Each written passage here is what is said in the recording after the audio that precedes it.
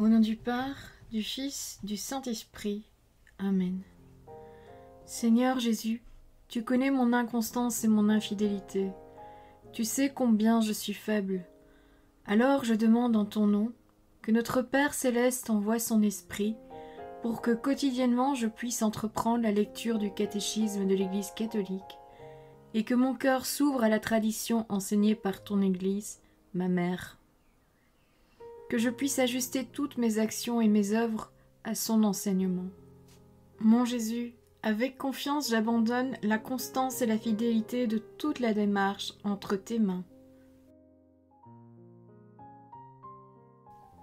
Que Saint Michel Archange et mon ange gardien protègent et défendent chaque moment quotidien consacré à cette lecture.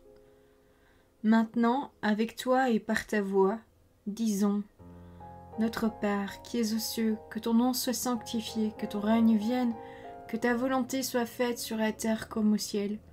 Donne-nous aujourd'hui notre pain de ce jour. Pardonne-nous nos offenses comme nous pardonnons aussi à ceux qui nous ont offensés. Et ne nous laisse pas entrer en tentation, mais délivre-nous du mal. Amen. Ensemble, mon Jésus d'amour, saluons notre sainte maman, la Vierge Marie.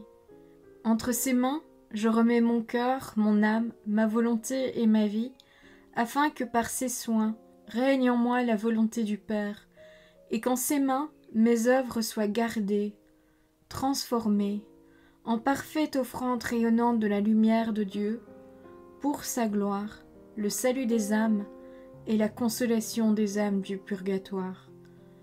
Je te salue Marie, comblée de grâce. Le Seigneur est avec toi, tu es bénie entre toutes les femmes, et Jésus, ton enfant, est béni. Sainte Marie, Mère de Dieu, prie pour nous, pauvres pécheurs, maintenant et à l'heure de notre mort. Amen. Je te salue Marie, comblée de grâce, le Seigneur est avec toi. Tu es bénie entre toutes les femmes, et Jésus, le fruit de tes entrailles, est béni. Sainte Marie, Mère de Dieu, prie pour nous, pauvres pécheurs, maintenant et à l'heure de notre mort. Amen. Je te salue Marie, comblée de grâce, le Seigneur est avec toi, tu es bénie entre toutes les femmes, et Jésus, le fruit de tes entrailles, est béni. Sainte Marie, Mère de Dieu, prie pour nous pauvres pécheurs, maintenant et à l'heure de notre mort. Amen. Ô Saint-Esprit, par l'intercession du cœur immaculé de la Sainte Vierge Marie, et par le cœur chaste de Saint Joseph, donne-moi un cœur doux, humble, pur, miséricordieux et charitable. Rends-moi docile à tes célestes inspirations, et prompte à y répondre. Que mon cœur enflammé de ton amour soit en toutes ses œuvres dans la volonté du Père, œuvrant ainsi sous ton joug léger et joyeux. Père céleste, je fais ces demandes par les mérites, les œuvres et les souffrances de Jésus-Christ, ton Fils bien-aimé. En mon nom, au nom des âmes de ma famille, au nom des âmes de mes proches, au nom des âmes qui se sont recommandées à mes prières, au nom des âmes constituant ta Sainte Église, le pape, les cardinaux, les évêques, les prêtres, les religieux et religieuses, les laïcs, au nom des âmes qui ne te connaissent pas, des âmes des païens, des âmes des hérétiques, des âmes des apostats et des âmes froides. En tout temps, dans les siècles des siècles. Amen. L'ordination des presbytres, coopérateurs des évêques. Numéro 1562. Le Christ que le Père a consacré et envoyé dans le monde a, par les apôtres, fait leurs successeurs, c'est-à-dire les évêques, participant de sa consécration et de sa mission.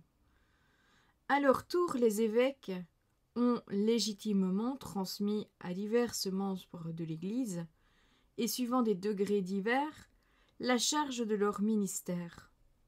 Leur fonction ministérielle a été transmise aux prêtres à un degré subordonné. Ceux-ci sont établis dans l'ordre du presbytérat, pour être les coopérateurs de l'ordre épiscopal, dans l'accomplissement de la mission apostolique confiée par le Christ. Numéro 1563. La fonction des prêtres en tant qu'elle est unie à l'ordre épiscopal participe à l'autorité par laquelle le Christ lui-même construit, sanctifie et gouverne son corps.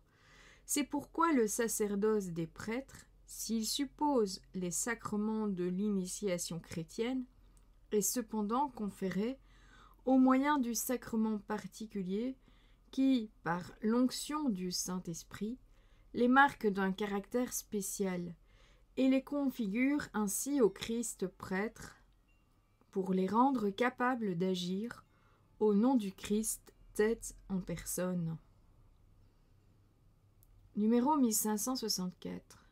Tout en n'ayant pas charge suprême du pontificat et tout en dépendant des évêques dans l'exercice de leur pouvoir, les prêtres leur sont cependant unis dans la dignité sacerdotale, et par la vertu du sacrement de l'ordre, à l'image du Christ prêtre suprême et éternel, ils sont consacrés pour prêcher l'Évangile, pour être les pasteurs des fidèles et pour célébrer le culte divin en vrais prêtres du Nouveau Testament.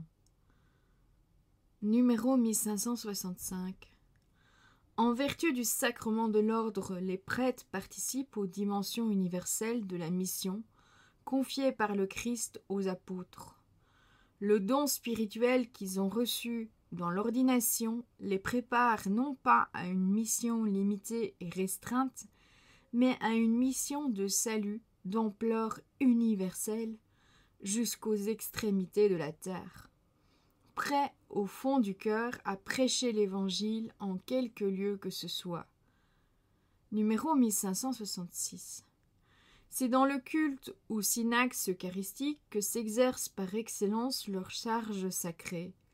Là, tenant la place du Christ et proclamant son ministère, ils joignent les demandes des fidèles au sacrifice de leur chef, rendant présent et appliquant dans le sacrifice de la messe jusqu'à ce que le Seigneur vienne, l'unique sacrifice du Nouveau Testament, celui du Christ s'offrant une fois pour toutes à son Père en victime immaculée.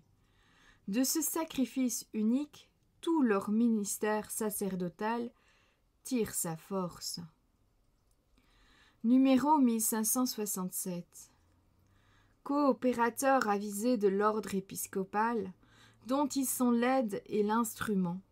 Appelés à servir le peuple de Dieu, les prêtres constituent, avec leur évêque, un seul presbytérium aux fonctions diverses. En chaque lieu où se trouve une communauté de fidèles, ils rendent d'une certaine façon présent l'évêque auquel ils sont associés d'un cœur confiant et généreux, assumant, pour leur part, ses charges et sa sollicitude, et les mettant en œuvre dans leur souci quotidien des fidèles. Les prêtres ne peuvent exercer leur ministère qu'en dépendance de l'évêque et en communion avec lui. La promesse d'obéissance qu'ils font à l'évêque au moment de l'ordination et le baiser de paix de l'évêque à la fin de la liturgie de l'ordination signifie que l'évêque les considère comme ses collaborateurs, ses fils, ses frères et ses amis, et qu'en retour, ils doivent amour et obéissance. Numéro 1568. Du fait de leur ordination, qui les a fait entrer dans l'ordre du presbytérat, les prêtres sont tous intimement liés entre eux par la fraternité sacramentelle. Mais, du fait de leur affectation au service d'un diocèse en dépendance de l'évêque local, ils forment tout spécialement à ce niveau un presbytérium unique. L'unité du presbytérium trouve une expression liturgique dans l'usage qui veut que les presbytres imposent à leur tour les mains après l'évêque pendant le rite de l'ordination. Voilà, c'est tout pour aujourd'hui. Aujourd'hui, j'insiste encore sur les vidéos que je vais mettre en liens dans la description qui sont très intéressantes du père Joseph Yanoudi. Je vous invite vraiment à les écouter si vous ne les avez pas encore écoutées. Je vais en parler pendant quelques vidéos parce que vraiment elles sont très très intéressantes pour la compréhension du catéchisme de l'Église catholique et la vie dans l'Église, c'est simple. Donc voilà, et je vais les laisser de toute façon de manière permanente en lien avec toutes les vidéos jusqu'à la fin de la lecture du catéchisme de l'Église catholique. Je vous souhaite à tous une bonne et sainte journée, que le Seigneur nous bénisse tous, et que votre ange gardien veille bien sur chacun d'entre vous, que la paix habite votre corps, ainsi que les cœurs des membres de votre famille. Au nom du Père, du Fils, du Saint-Esprit. Amen.